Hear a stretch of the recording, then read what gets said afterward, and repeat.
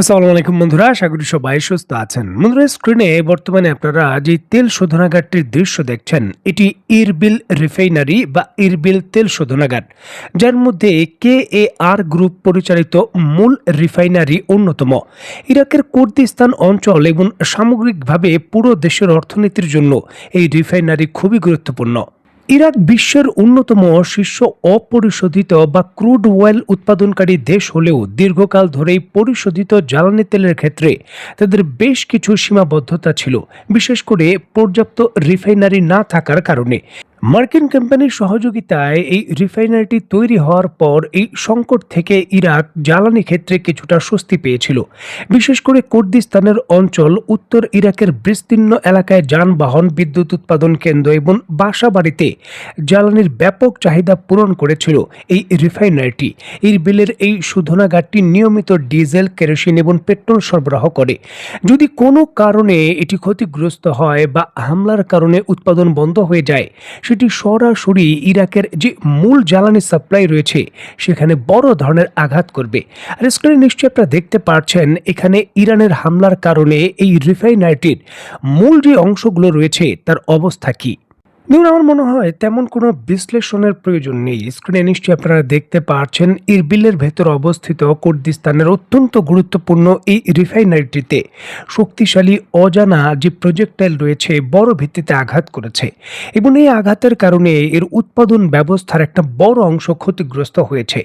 যদিও এই হামলার দায় দায়িত্ব আনুষ্ঠানিকভাবে ইরান স্বীকার করেনি, তবে এই হামলার দায় দায়িত্ব সম্পূর্ণভাবে ইরানের উপরই কিন্তু কুর্দিস্তানের যে সামরিক কর্তৃপক্ষ রয়েছেন তারা কিন্তু অভিযোগ চাপিয়ে দিচ্ছেন।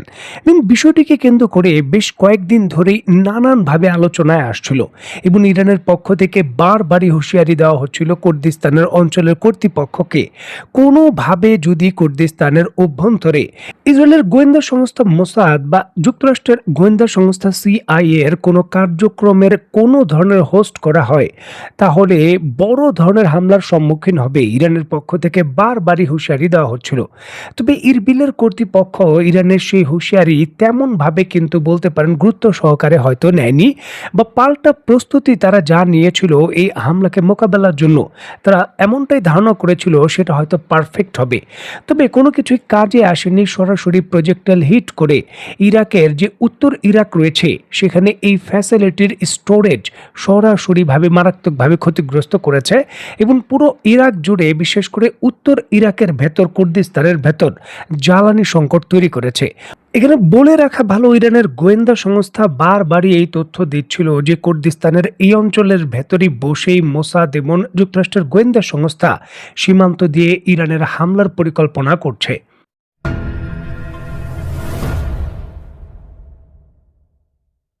স্ক্রিনে বর্তমানে আপনারা যে জাহাজটির দৃশ্য দেখছেন, এই জাহাজটির নাম হলো গ্যাস লগ সাংহাই। এটি একটি আধুনিক এবং বিশাল LNG ক্যারিয়ার, যা মূলত বিপুল পরিমাণের তরলকৃত প্রাকৃতিক গ্যাস পরিবহনের জন্য নির্মিত।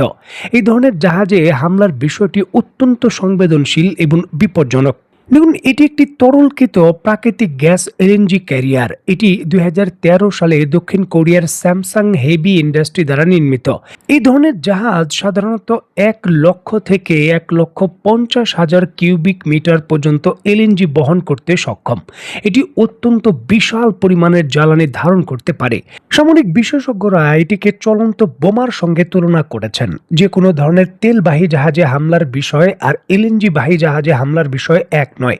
তেলবাহী জাহাজে আগুন লাগলে আগুন ধরে আগুন জ্বলতে থাকে, তবে LNG বাহী জাহাজে যদি কোনো বিস্ফোরণ ঘটে, মুহূর্তেই সেটি বোমা বিস্ফোরণের মতো আশেপাশের জাহাজ, এমনকি বন্দরকেও ক্ষতিগ্রস্ত করতে পারে, যেটি শুধুমাত্র শত্রুপক্ষ নয়, মিত্রপক্ষের জাহাজও ক্ষতিগ্রস্ত হওয়ার ঝুঁকি থাকে। যার জন্য এই ধরনের জাহাজে সহজে হামলা করা হয় না। যদি বড় বার্তা দেওয়ার প্রয়োজন না থাকে, এই সকল জাহাজকে হামলা থেকে অনেকটা ছেড়ে দেওয়া হয়, বা অন্যান্য প্রতিবন্ধকতা, ভয় ভীতি দেখিয়ে দিক পরিবর্তন করা হয়। সরাসরি হামলার বিষয়গুলো তেমন করা হয় না। তবে ইরান এইবার এই ঝুঁকি নিয়েছে। স্ক্রিনে নিশ্চয়ই আপনারা দেখতে পাচ্ছেন মধ্যপ্রাচ্যের বড় সংবাদ মাধ্যম আল ময়দান থেকে শুরু করে যুক্তরাষ্ট্রের বড় বড় সংবাদ মাধ্যম এই খবরের সত্যতা নিশ্চিত করেছে। দ্য নিউ ইয়র্ক পোস্ট এটিকে শক্তিশালী ইরানের সর্বশেষ বার্তা হিসাবে অভিহিত করেছে। আন্তর্জাতিক রিপোর্ট বলছে ওমানের উপকূলের 11 নটিক্যাল মাইলের মধ্যেই এই জাহাজটি যখন তার আইডেন্টিফিকেশন যে সিস্টেম রয়েছে তা বন্ধ করে হরমুজ প্রণালী পাড়ি দিতে চেয়েছিল, তখন অজানা প্রজেক্টাইল এসে এই জাহাজটির যে ইঞ্জিন রুম রয়েছে সেখানে সরাসরি এসে হিট করেছে। এর কারণে ইঞ্জিন রুমগুলো ক্ষতিগ্রস্ত হয়েছে এবং জাহাজটি সমুদ্রে দাঁড়িয়ে গেছে ভাসমান অবস্থায়। ক্রুদের জরুরি ভিত্তিতে জাহাজটি থেকে অপসারণ করা হয়েছে এমনটা শোনা গেলেও জাহাজটির লোকেশন পরিবর্তনের এখন পর্যন্ত আনুষ্ঠানিকভাবে তথ্য পাওয়া যায়নি।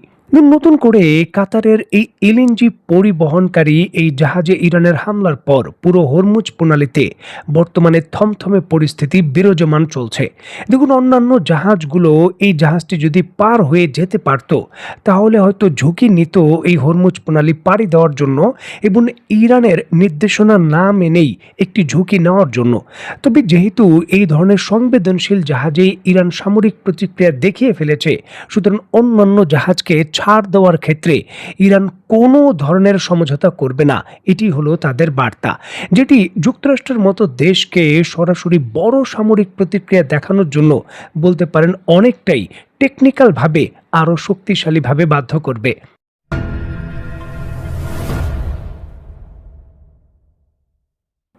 ধারাবাহিকভাবে তেলবাহী জাহাজের পর এবার বিশাল চলন্ত এলএনজি জাহাজের উপর হামলা মধ্যপ্রাচ্যের পুরো পরিস্থিতিকে আরও রাতারাতি পাল্টে দিয়েছে। যুক্তরাষ্ট্র এখন ইরানের গুরুত্বপূর্ণ যেই সকল গ্যাস ক্ষেত্র রয়েছে এবং অন্যান্য যেই সকল তেল ক্ষেত্র রয়েছে তাকে টার্গেট করতে চায় এবং এই টার্গেট এবং হামলার পর মধ্যপ্রাচ্যের মার্কিন বেসামরিক স্থাপনা বা নাগরিকদের টার্গেট করেও ইরান পাল্টা হামলা করতে পারে এমন আশঙ্কা করছে যুক্তরাষ্ট্র। এই আশঙ্কা থেকেই কড়াকড়ি নির্দেশনা দেওয়া হয়েছে। জর্ডান থেকে সকল যুক্তরাষ্ট্রের নাগরিকদের জরুরি ভিত্তিতে জর্ডান ছাড়ার নির্দেশ দেওয়া হয়েছে। এছাড়াও মধ্যপ্রাচ্যের দেশগুলোতে যুক্তরাষ্ট্রের যত ধরনের নাগরিক রয়েছে খুবই দ্রুত সময়ে তাদের মধ্যপ্রাচ্য ছাড়ার প্রস্তুতি নেওয়ার জন্য আহ্বান জানানো হয়েছে। দেখুন, পূর্বে যুক্তরাষ্ট্রের সামরিক বাহিনীর যে সকল ফ্যামিলি মেম্বার ছিল এই মধ্যপ্রাচ্যের বিভিন্ন বেসামরিক এলাকায়, তাদেরই শুধু নিজ দেশে ফেরার নির্দেশনা ছিল।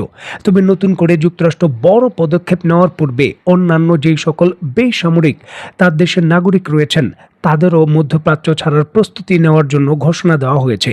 দেখুন, এই ঘোষণার অধীনে বিভিন্ন ধরনের তেল ক্ষেত্রে যারা কর্মচারী রয়েছেন বা গুরুত্বপূর্ণ জ্বালানি সেক্টরে যারা রয়েছেন তাদের বিষয়ে সুনির্দিষ্ট দিক নির্দেশনা বা তথ্য তারা প্রকাশ করেনি। তবে হামলার বিষয়ে যেমনটা বিভিন্ন সূত্র বলছে যে তাদেরও কিন্তু অনেকটাই এই ধরনের নির্দেশনা দেওয়া হয়েছে, যাদের প্রয়োজন নেই তারা দ্রুত সময়ের মধ্যে মধ্যপ্রাচ্য যাতে ত্যাগ করেন। জরুরি পরিস্থিতিতে উদ্ধার অভিযান চালানোর বিষয়ে জটিলতা এড়াতে চাচ্ছে যুক্তরাষ্ট্র। কারণ যদি ইরান তার দেশের ভেতর পদাতিক হামলার পরিবর্তে পাল্টা পদাতিক হামলা মধ্যপ্রাচ্যের কোনো দেশে করে বসে বা গুরুত্বপূর্ণ শহর দখল করে ফেলে, তখন নিজের নাগরিকদের উদ্ধারের জন্য আবার উদ্ধার অভিযান পরিচালনার ঝুঁকি যুক্তরাষ্ট্র নিতে চায় না। পরিষ্কারভাবে যুক্তরাষ্ট্র বড় কিছু করতে চাচ্ছে, যদিও যুক্তরাষ্ট্র পরিষ্কারভাবে তার পরিকল্পনা এখনো প্রকাশ করেনি, তবে তার প্রস্তুতি এবং তার বিভিন্ন নির্দেশনা তার ইঙ্গিত দেয়। দেখার বিষয়ে আসলে যুক্তরাষ্ট্র চূড়ান্তভাবে কি করে। তো বন্ধুরা, আজকের মতো বিদায়। নতুন কোনো ভিডিও নিয়ে আবার দেখা হবে। সেই পর্যন্ত সবাই ভালো থাকবেন, সুস্থ থাকবেন এবং বাংলাদেশকে ভালোবাসবেন। আল্লাহ হাফেজ।